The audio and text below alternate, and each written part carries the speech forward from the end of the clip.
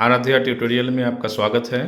आज हम लोग हिंदी में वसंत भाग 2 कक्षा 7 के लिए जो हिंदी की पाठ्य पुस्तक है उसमें से हम लोग मिठाई वाला पाठ करेंगे। मिठाई वाला एक बहुत ही अच्छी कहानी है। इसमें एक व्यक्ति है जो कभी खिलौने बेचता है तो कभी मुरली और कभी मिठाई। वह अपने फ़ायदे के लिए कुछ नहीं करता। बहुत सस्ते दामों में वो बच्चों को मिठाइयाँ बेचता है, खिलौने बेचता है, यहाँ तक कि मुरली भी बेचता है। लोग संदेह करते हैं कि क्यों वह इतने सस्ते दामों में बेचता है, पर वास्तविकता यह है कि वह उन बच्चों की किलकारियों में, उन बच्चों की तोतली आवाज़ों में अपने बच्चों को देखता है और उनको खोने का गम वो भूल जाता है। तो बहुत ही अच्छी ये कहानी है, इसे आप लोग ज़रूर पढ़ें और इतनी आसान भाषा में दी गई कि आपको ज़रूर समझ में आएगी। प्रश्न उत्तर इसका देखते हैं। पहला प्रश्न है, मिठाई वाला अलग अलग चीज़ें क्यों बेचता था और वह महीने बाद क्यों आता था? तो इसका उत्तर है, मिठाई वाला अलग अलग चीज़ें बेचता था ताकि बच्चे एक ही चीज़ से उकता न जाए, मतलब बोर ना हो जाए। वह महीनों बाद आता था क्योंकि उसे पैसों का कोई लालच न था। वह बच्चों की उत्सुकता को बनाए रखना चाहता था। वह तो केवल अपने मन की संतुष्टि के लिए बच्चों की मनपसंद चीज़ें बेचा करता था। दूसरा प्रश्न है, मिठाई वाले में वे कौन से गुण थे जिनकी वजह से बच्चे बड़े भी उसकी ओर खींचे चले आते थे? इसका उत्तर है, मिठाई वाला मादक मधुर ढंग से गा कर अपनी चीज़ों की विशेषताएं बताता, बच्चों की मनपसंद चीज़ें लाता।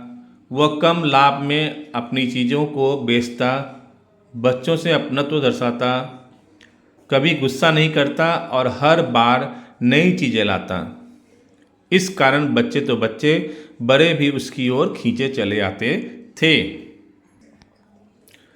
तीसरा प्रश्न है, विजय बाबू एक ग्राहक थे और मुरली वाला एक विक्रेता। दोनों अपने अपने पक्ष के समर्थन में क्या तर्क पेश करते हैं? उत्तर है, एक ग्राहक के रूप में विजय बाबू अपना तर्क पेश करते हुए कहते हैं कि तुम लोगों को झूठ बोलने की आदत होती है, सबको एक ही भाव से सामान बेचते हो, ग्राहक को अधिक दाम बताकर उल्टा ग्राहक पर ही एहसान का बोझ लाद देते हो। एक विक्रेता के रूप में मुरली वाला अपना तर्क पेश करते हुए कहता है, आपको चीज़ों की असली लागत का अंदाज़ा नहीं है, इसलिए दुकानदार चाहे हानि उठाकर ही चीज़ों को क्यों न बेचे, पर ग्राहक को हमेशा यही लगता है कि हम उन्हें लूट रहे हैं। असली दाम 2 पैसा ही है। मैंने पूरी 1000 मुरली बनवाई थी। चौथा प्रश्न है, खिलौने वाले के आने पर बच्चों की क्या प्रतिक्रिया होती थी?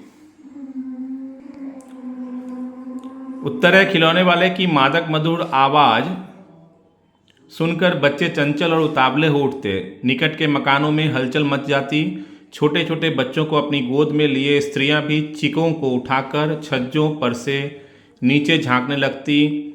गलियों तथा उनके भीतर स्थित छोटे छोटे उद्यानों में खेलते और इटलाते हुए बच्चों का समूह अपनी जूते टोपी को उद्यान में ही भूलकर खिलौने वाले को घेर लेते। वे अपने घरों से पैसे लाकर अपनी मनमोहक तोतली आवाज़ों में खिलौनों का मोल भाव करने लगते। 5वां प्रश्न है, रोहिणी को मुरली वाले के स्वर से खिलौने वाले का स्मरण क्यों आया?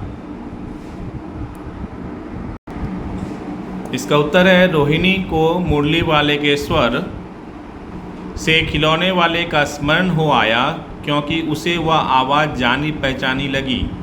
उसे स्मरण हो आया कि खिलौने वाला भी इसी प्रकार मधुर कंठ से गाकर खिलौने बेचा करता था। मुरली वाले का स्वर भी उसी से मिलता जुलता था।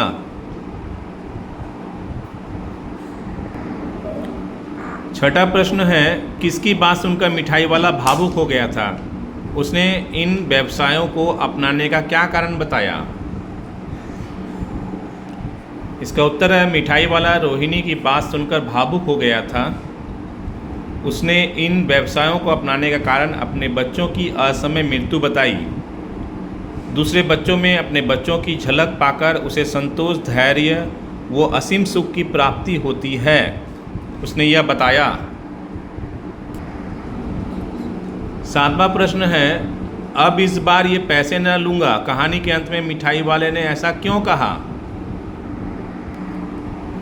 इसका उत्तर है, अब इस बार ये पैसे न लूँगा, कहानी के अंत में मिठाई वाले ने ऐसा इसलिए कहा क्योंकि पहली बार किसी ने उसके प्रति इतनी आत्मीयता दिखाई थी और उसके दुख को समझने का प्रयास किया था। इतना ही नहीं, उसे रोहिणी के बच्चे चुन्नू मुन्नू में अपने ही बच्चे नजर आए थे। आठवां और अंतिम प्रश्न है, इस कहानी में रोहिणी चिक के पीछे से बात करती है। क्या आज भी औरतें चिक के पीछे से बात करती हैं? यदि करती हैं तो क्यों? आपकी राय में क्या यह सही है? तो इसका उत्तर है हाँ, आज भी कुछ पिछड़े ग्रामीण इलाकों में कुछ रूढ़िवादी लोग या कुछ जाति विशेष परिवारों में पर्दा प्रथा का प्रचलन है, अर्थात वे चिक के पीछे से बात करती हैं। मेरी राय में यह सही नहीं है क्योंकि इससे स्त्री की स्वतंत्रता का हनन होता है। तो स्त्री को भी स्वतंत्र रहने का, स्वतंत्र जीवन जीने का अधिकार है। आशा करता हूँ आपको मिठाई वाला पार्ट का प्रश्न उत्तर अच्छी तरह समझ में आया होगा।